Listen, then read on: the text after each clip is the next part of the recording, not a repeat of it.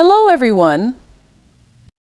I want to talk about something today that is deeply personal and universal at the same time the way God guides our lives. No matter who you are, where you're from, or what you've been through, there's a purpose for your journey.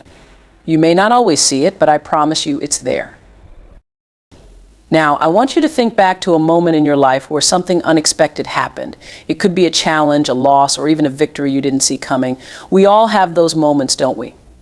The ones that leave us asking, why is this happening to me? And if you're anything like me, you've probably felt confused, even lost at times, wondering if you're on the right path.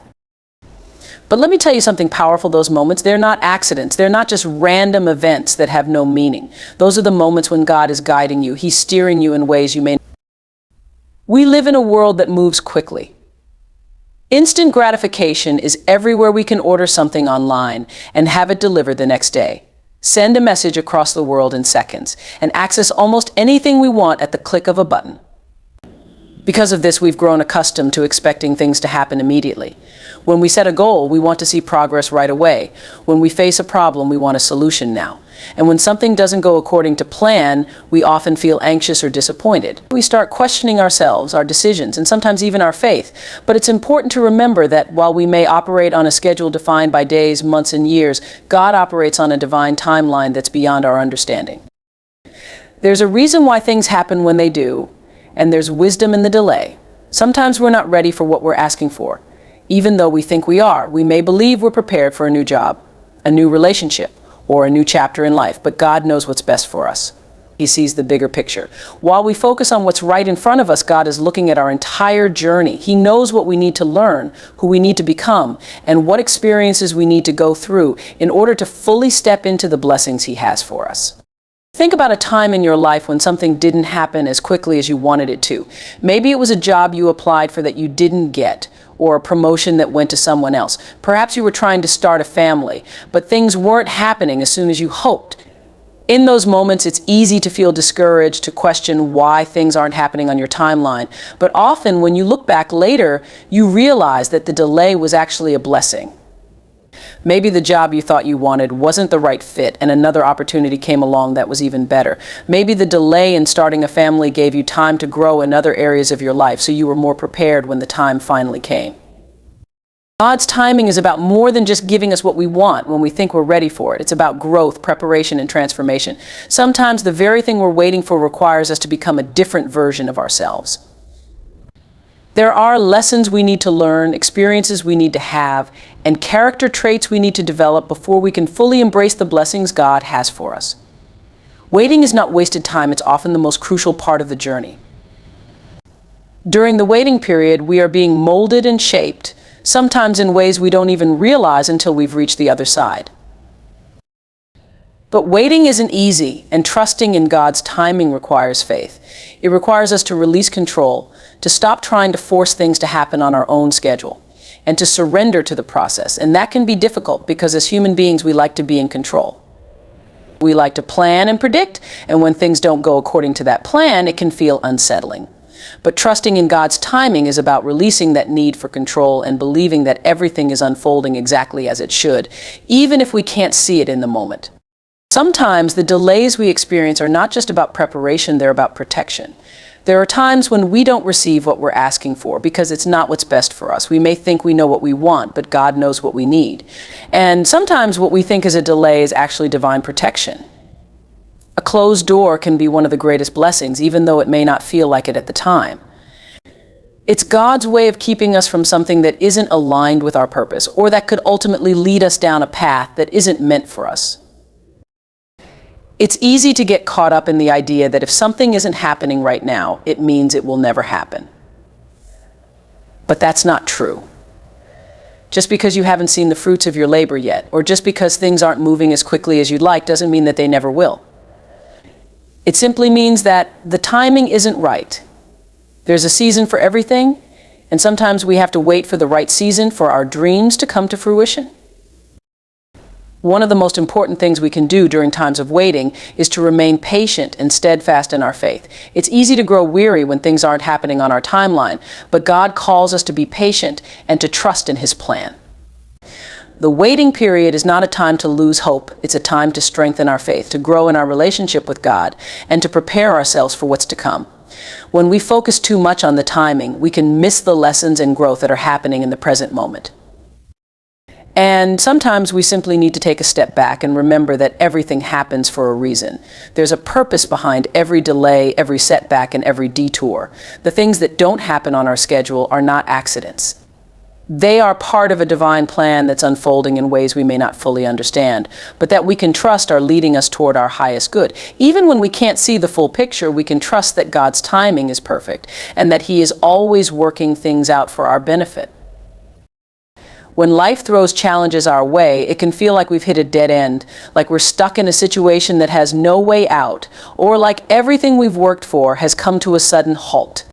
Whether it's losing a job, facing the end of a relationship, or dealing with a personal setback, these moments can leave us feeling defeated and disoriented. We may even begin to question our path, our decisions, and our purpose. But what if we could see these challenges not as dead ends, but as reroutes, ways in which life, or even God, is redirecting us towards something better, something we may not have envisioned for ourselves? The truth is, challenges and setbacks are inevitable in life. No matter how much we plan, how much we prepare, or how much effort we put into something, there will always be moments when things don't go according to our expectations. But here's the thing, just because something didn't go the way we planned doesn't mean it wasn't meant to happen. In fact, it may be exactly what was supposed to happen to guide us to a new direction, a better path, or a new opportunity that we couldn't have seen if we stayed on the course we were on. Think about the times in your life when you faced significant challenges. Maybe you didn't get the promotion you worked so hard for, or maybe you had to let go of a dream you've been holding on to for years. In those moments, it's natural to feel disappointment, frustration, or even a sense of failure. But over time, many of us come to realize that those setbacks weren't the end, they were the beginning of something new. They were reroutes that ultimately led us to a place we wouldn't have reached if things had gone exactly as we had planned. The reroutes in life often serve as opportunities for growth. When we encounter a challenge, we're forced to stretch ourselves in ways we may not have before. We're called to dig deeper, to tap into our inner strength, and to find new ways to move forward. These moments of difficulty push us out of our comfort zones, and it's often in these uncomfortable spaces that we experience the most growth. While it may be painful at the time, these reroutes often lead us to develop resilience, wisdom, and a greater sense of who we are and what we're capable of. But it's not just about personal growth. Sometimes the reroutes are about leading us towards something greater than what we had envisioned for ourselves. We may think we know exactly what we want, but life and God often has a bigger plan. When things don't go our way, it can be difficult to see the bigger picture, but that's where faith comes in. We have to trust that the closed doors, the missed opportunities, and the setbacks are all part of a larger plan. They're not meant to break us, they're meant to guide us towards something better. Think about it this way: when you're driving and you encounter a roadblock or a detour, it can be frustrating. You have to change your route, maybe take a longer way around, and it feels like you're being delayed. But eventually you reach your destination, and sometimes the detour even leads you to discover something new along the way. Life's challenges are much like that. They may feel like delays or obstacles in the moment, but in the end, they're rerouting us to a place we may not have reached otherwise. One of the hardest things to do when facing a challenge is to shift our perspective. It's easy to get stuck in a mindset of frustration or disappointment, to see the situation as unfair or insurmountable. But when we're able to shift our perspective and see the setback as a reroute, everything changes. Instead of feeling defeated, we begin to see the challenge as an opportunity, a chance to learn, to grow, and to be redirected towards something even greater. It's not always easy to do in the moment, but it's a powerful shift that can transform how we approach the difficulties in our lives. There's also something deeply empowering about seeing challenges as reroutes rather than dead ends. When we believe that every setback is simply a redirection, we regain a sense of control over our lives. We stop seeing ourselves as victims of our circumstances and start recognizing the power we have to navigate those circumstances with resilience and grace. We begin to trust that there's always another way, always another path, and that no matter what challenges we face, we're never truly stuck. It's also important to remember that reroutes don't just happen on an external level. Sometimes the greatest reroutes happen within us. A setback may force us to reevaluate our priorities, to let go of something we've been holding on to too tightly, or to re-examine our beliefs about ourselves and what we're capable of. These internal reroutes can be some of the most transformative as they allow us to realign with our true purpose and to step into a new version of ourselves. At the end of the day, challenges and setbacks are an inevitable part of the human experience. We can't avoid them, but we can choose how we respond to them. We can choose to see them as dead ends, or we can choose to see them as reroutes, opportunities for growth, for learning, and for being guided towards something greater. It's all about perspective and trust. Trust that when a door closes, it's not the end of the road. Trust that when things don't go according to your plan, it's because there's a better plan unfolding. And trust that every challenge, every setback, every detour is leading you to exactly where you're meant to be. Life's reroutes may not always be easy, but they're always filled with purpose. Life often presents itself as a puzzle, one in which we are given only a few pieces at a time. We look ahead and imagine that we should see the full picture, a complete roadmap to our destination. But more often than not, that isn't how life unfolds. Instead, we are given just enough guidance to take the next step, and it can feel uncertain, even unsettling. This is how God's guidance frequently works. He gives us just what we need for today, without showing us the whole plan. It may seem frustrating, especially for those of us who are planners, who like to know exactly where we're headed and how we'll get there. But there is wisdom in this approach, and there's a reason why we are often led step by step rather than with a full vision. When we talk about God guiding us, it's easy to imagine that we will receive clear and direct instructions, something akin to a detailed map that outlines every twist, turn, and milestone along the way. But more often than not, God's guidance comes in small, sometimes subtle ways, a nudge here, a whisper there, a feeling that points us in the right direction. This kind of guidance can feel ambiguous at times because it doesn't always give us the certainty we crave. Yet, it's in this uncertainty that we are invited to lean into faith, to trust that even if we can't see the full picture, we are still on the right path. Think about it like this: when you drive at night, your headlights only illuminate a few feet ahead of you. You can't see the entire road, but you can see just enough to keep moving forward. You trust that as you continue to drive, the road will continue to reveal itself, bit by bit. This is much like how God's guidance works. He may not show us the whole path, but He gives us enough light to take the next step. And with each step we take, the next one becomes clearer. There's a reason why we aren't shown the full picture all at once. Imagine if we were handed a detailed map of our entire lives, with every high and low, every success and failure, every joy and heartbreak laid out before us. It would be overwhelming. We might feel paralyzed by the weight of it all, or worse, we might try to avoid certain experiences altogether because they seem too difficult. But life doesn't work that way, and neither does God's guidance. We are given only what we need for the moment, and that is often enough. It forces us to stay present, to focus on the now rather than getting lost in the what-ifs of the future. One of the most profound aspects of being guided step by step is that it cultivates trust. When we don't know exactly where we're going, we have to rely on something greater than ourselves. We have to trust that God knows where we're headed, even if we don't. This kind of trust isn't always easy to develop. It takes practice and patience, especially in a world that teaches us to rely on our own understanding and to control as much as possible. But the beauty of trusting in God's step-by-step guidance is that it relieves us of the need to have all the answers. It allows us to rest in the knowledge that we are being led, even when we can't see where we're going. It's also important to recognize that this kind of guidance requires us to be attuned to the small signs, the quiet whispers that show us the way. God's guidance doesn't always come in loud, unmistakable ways. Sometimes it's as simple as a feeling in your gut, a door that unexpectedly opens, or a conversation that plants a seed in your mind. These small signs are often easy to overlook, especially if we're expecting something more obvious or grand. But if we learn to pay attention, to be still and listen, we'll find that God is always guiding us, even in the seemingly insignificant moments. The step-by-step nature of God's guidance also teaches us to move with intention. When we don't know the full plan, we are forced to be present in the moment, to focus on what is right in front of us. This allows us to approach life with greater mindfulness, making each decision with care rather than rushing ahead to the next thing. When we focus on the step we are currently taking, we are able to fully engage with the process, trusting that the rest will unfold in due time. Another aspect of step-by-step guidance is that it allows us to grow at our own pace. If we were shown the full picture all at once, we might feel overwhelmed or unprepared for what's ahead. But when we are led step by step, we are given time to develop the strength, resilience, and wisdom needed for the next phase of our journey. Each step prepares us for the one that follows. It's a process of becoming, of evolving into the person we need to be in order to handle the challenges and blessings that lie ahead. There's also a certain freedom that comes with being guided step by step. When we don't have to know the full plan, we're free to surrender our need for control. We can let go of the pressure to figure everything out and simply trust that the path will reveal itself in time.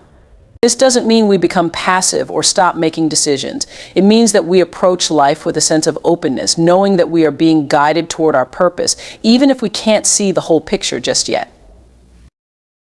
It's important to remember that just because we can't see the full path doesn't mean it doesn't exist. The road ahead may be unclear, but that doesn't mean we're lost. We are still moving forward, even if it feels like we're walking in the dark at times. And as we take each step in faith, trusting that the next will be revealed when the time is right, we begin to understand that we are always being guided, even in the moments of uncertainty. There will be times when we wish we could see more, when we want to know exactly where we're going and how we'll get there. But in those moments, we are invited to trust in the process. We are reminded that just because we don't have all the answers doesn't mean we're off course. The guidance we receive is enough for today, and tomorrow will take care of itself. Ultimately, being guided step by step is a gift. It frees us from the burden of having to know everything and allows us to move forward with faith, knowing that we are never truly lost. We may not see the entire path, but we can trust that each step we take is leading us closer to where we are meant to be. Life is filled with moments when we ask ourselves, why me? These moments often come during difficult times, when we face unexpected challenges, when we experience loss, when things don't go the way we planned, or when we find ourselves in situations that feel overwhelming. It's natural to ask why. It's natural to wonder why certain things are happening to us, especially when they seem unfair or when we feel like we've done everything right. But there is a profound shift that can take place when we move from asking, why me, to what's next, God. Asking why me is a reflection of our human nature. It's how we process pain and confusion. It's how we attempt to make sense of the things in life that seem senseless. But staying in that place of questioning can often leave us stuck.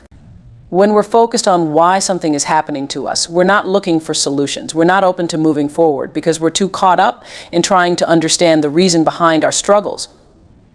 And while there is value in reflecting on our experiences and understanding where things went wrong, there is even more value in shifting our focus to the future and asking what's next. The question, what's next, God opens up an entirely new perspective. It shifts us from a place of feeling powerless to a place of empowerment. Instead of being stuck in the past, we start looking toward the future. Instead of dwelling on what went wrong, we begin to consider what might come next. This shift in mindset is powerful because it allows us to stop seeing ourselves as victims of our circumstances and to start seeing ourselves as active participants in our own lives, even when things are difficult. When we ask, what's next, God, we are inviting growth. We are acknowledging that while we may not understand why something is happening, we are willing to trust that there is more to the story. We are open to the possibility that this challenge is not the end of the road, but rather a stepping stone to something greater. This mindset invites us to look for the lessons in our struggles, to find meaning in our pain, and to trust that, even when we can't see it, there is a purpose behind what we're going through. It's important to understand that asking what's next, God, doesn't mean we're dismissing our pain or pretending that everything is okay. It's not about denying the reality of our struggles or ignoring the fact that we are hurting. Instead, it's about choosing to believe that our struggles are not the final word. It's about trusting that God has a plan for us, even when that plan is unclear. It's about acknowledging that while we may be in a difficult season, there is still more to come. One of the hardest parts of life is accepting that we don't always get to understand why things happen the way they do. There are times when we will face challenges that don't make sense, that feel unfair, or that seem completely out of our control. In those moments, it's easy to get caught up in the why me mindset. It's easy to feel like life is happening to us, like we're victims of circumstances beyond our control. But the truth is, we always have control over how we respond to the situations we face. And when we choose to respond by asking, what's next, God, we are choosing to take back our power. Asking what's next, God, is an act of faith. It's a declaration that even when we don't understand what's happening, we are still willing to trust in something greater than ourselves. It's a way of saying, I may not know why this is happening, but I believe that there is a purpose behind it. I believe that there is something on the other side of this challenge, and I'm ready to move forward, even if I can't see the whole picture yet. This mindset also invites a sense of curiosity into our lives. Instead of feeling defeated by our circumstances, we begin to wonder what new opportunities or lessons might be waiting for us. We start to look at our challenges not as roadblocks, but as opportunities for growth and transformation. When we ask, "What's next, God?" we are essentially saying, "I'm open to what comes next. I'm ready to learn, to grow, and to see where this journey takes me." It's also important to remember that asking what's next, God doesn't mean we have to have all the answers right away. It doesn't mean that we suddenly know exactly what to do or where to go. Sometimes the next step is simply waiting and being patient. Sometimes it's about sitting in the discomfort of not knowing and trusting that the answers will come in time. But by asking the question, we are shifting our mindset from one of frustration and confusion to one of openness and possibility. When we ask what's next, God, we are also inviting a deeper relationship with God. We are choosing to turn to Him in our times of struggle, rather than relying solely on our own understanding. We are saying, "I don't have all the answers, but I trust that you do. I'm ready to follow your lead, even if I don't fully understand the path." This kind of trust is not always easy to cultivate, especially in moments of deep pain or uncertainty, but it's one of the most powerful ways to move forward. Another important aspect of asking what's next, God, is that it helps us to stay focused on the present moment. When we're constantly asking why me, we're often stuck in the past, rehashing what went wrong and wondering why things didn't turn out differently. But when we ask what's next, we're looking forward. We're focusing on what we can do right now to move forward. We're not dwelling on the past, we're actively seeking out the next step. This shift in focus can bring a sense of peace and purpose, even in the midst of difficult times. It's also worth noting that asking what's next, God doesn't always mean that the next step will be easy or that everything will suddenly fall into place. Sometimes the next step is just as challenging as the one before it. But by asking the question, we're acknowledging that we're ready to keep moving, even if the road ahead is uncertain. We're choosing to trust that. Step by step, we're being guided towards something greater. In moments of hardship, it's easy to feel like we're walking alone, but when we ask what's next, God, we're reminding ourselves that